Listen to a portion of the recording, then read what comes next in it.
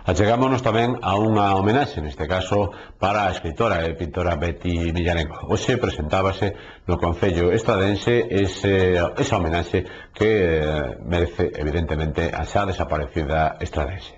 E moito, sobre todo, a paisaxe, cousas que tivesen que ver, pois, ca auga, cas cores, ca luz, de aí o título da exposición, que é moi sonoro e moi breve, pero digamos que ela se movía sempre dentro destes conceptos así moi abstractos, moi xenéricos para pintar. E nada, procuraremos que sexa armónica e que nos recorde o que lle gustaba facer. Da miña querida compañeira Betty é de 30 e tantos anos hasta que ela se xubilou. Éramos dúas persoas moi parecidas, tiñamos as mesmas inquedanzas.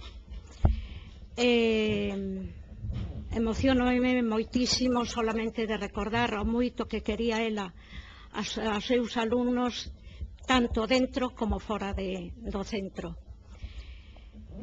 Teño tantos recordos, por exemplo, facíamos sempre todos os anos, cando había que explicar a primeira obra de teatro en lingua castelán, que nos íbamos ao Uzande, viña sempre con nós o seu marido, don Antonio Porta. Entón, as nenas e os nenos cantaban unhas cantigas da Afonso X Sabio. Don Antonio explicaba o románico da Iglesia.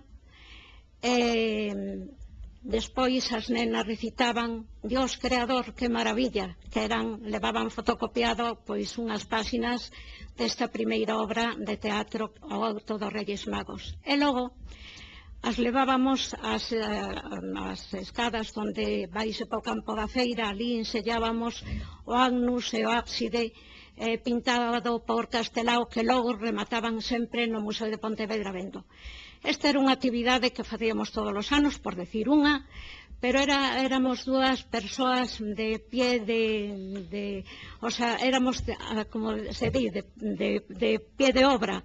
Gostábanos moitísimo levar os nenos, pois non sei, a todos os sitios que explicábamos, tratábamos de levarlos logo en a excursión do oitavo, en sexto íbamos a San Paio de Narla, en sétimo cada ano tiñamos unha actividade diferente para logo complementarla en octavo.